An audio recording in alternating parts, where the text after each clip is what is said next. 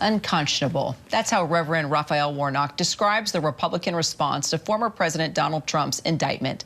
Georgia's Democratic senator not only blasting the GOP for criticizing the FBI and law enforcement in the wake of the highly unprecedented arraignment, but he's also getting ready for what could be the next ground zero for Trump's legal troubles as the former president faces even more criminal charges in the Georgia election probe. Senator Warnock joining me now live from Capitol Hill. Senator, I know you want to talk about major changes that you're proposing with the FAA. We will get to that in just a minute, but of course we have to start with the former president. What do you say to your colleagues, Senator, on the Hill, who are right now slamming Trump's indictment, even calling it a travesty?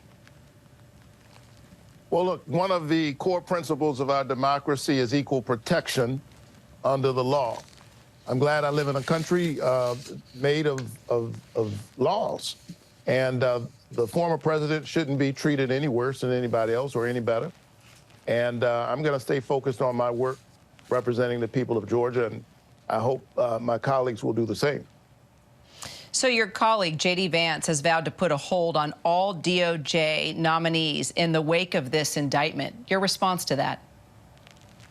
I think this kind of attack on the Department of Justice, on the FBI, this attack on law enforcement is an interesting development in today's GOP. Do you agree with it? No. And I think that the voters and the people that we were sent here to represent want us to be focused on their problems, not on the problems of politicians. And so I intend to remain focused on the people of Georgia. Well, speaking of your state, you know, all these charges against Trump doesn't necessarily stop here. There's the ongoing probe into Trump's efforts to overturn election results in your state. It's ongoing. Where does it stand? And do you see charges against Trump being filed soon? You know, I really have remained focused on the work that the people of Georgia sent me here to do. I'm glad that we were able to cap the cost of insulin from my bill last Congress. I've introduced new legislation to do that. I'm focused on reauthorizing the FAA rules. This time around, Georgia's a big aviation state, focused on bringing jobs to that state and increasing the pipeline for workers. So I'm going to stay focused on that and let the judicial process play out. That's how our government works. I totally understand. And you know, we know you want to talk about this bill to combat the serious concerns in aviation. But as you know, Reverend, I mean, former President Donald Trump has rocked this country in so many different ways. It's unprecedented what has happened. My guess as a Reverend, as a senator, that this is not necessarily the type of human being that you would want to see as president. I know that you have strong feelings about this, about who you would want to see leading this country and representing this nation. So I think a lot of people look to you who respect you and elected you into office to know what you think about these indictments and also what's happening specifically in your state. It's important to your voters, and we're entering a really critical election time. Here's what I'll say. Character absolutely matters. Integrity matters. Telling the truth matters. And that should not be a partisan issue. That's a moral issue. That's a human issue. And so I think that the people all across our country, and certainly the people of Georgia, are interested in being represented by someone who will be focused on them and on their families and on their needs, and which is why I got into this work. As you point out, I am a pastor. In fact, I'm not a senator who used to be a pastor. I'm a pastor in the Senate.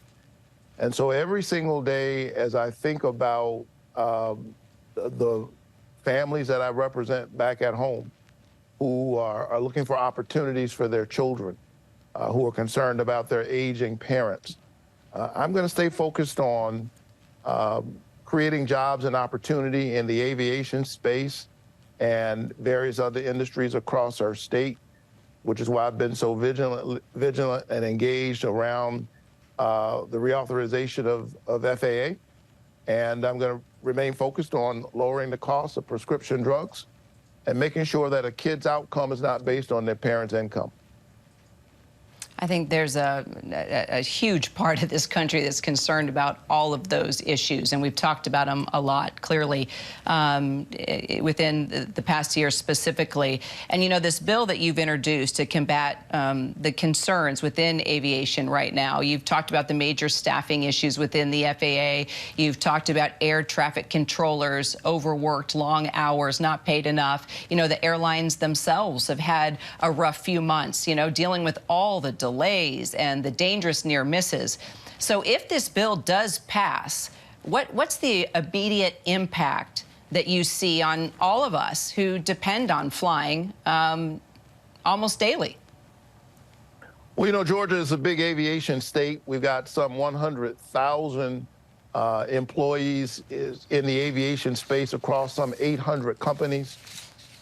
We boast having the world's busiest airport and a lot of other smaller regional airports. And so when you think about aviation, think about supply chain, think about our overall economy, and think about the future of this important sector of the American economy, which is why I introduced a bill, the Airways bill, that will increase the pipeline to get more diversity in our workforce, to make sure that we are calling on the best and the brightest of our young people, regardless of where they hail from. And we are supporting our school systems, beginning at the grade school level, so we can have more pilots, more mechanical engineers. A couple of weeks ago, I was at one of our local airports, and I was so inspired by this young man. His name was Ezekiel Andrews. His name is Ezekiel Andrews. And here's a young person who knows what he wants to do. He wants to be a pilot. And it was great just to see the passion that he has for this. But he has spent 10 years at $100,000 trying to become a pilot. And it's just been very, very difficult. I'm inspired that he's so committed, but it shouldn't be this hard for our bright young people who are looking to be a part of the future to work in the aviation space. And so my bill addresses that, and I'm hoping to get it over the finish line. I'm glad that it's included already in the base of the bill. Georgia Senator Raphael Warnock, appreciate your time today. Thank you so much. Good to be with you. Hi, everyone. George Stephanopoulos here. Thanks for checking out the ABC News YouTube channel. If you'd like to get more videos, show highlights, and watch live event coverage, click on the right over here to subscribe to our channel. And don't forget to download the ABC News app for breaking news alerts. Thanks for watching.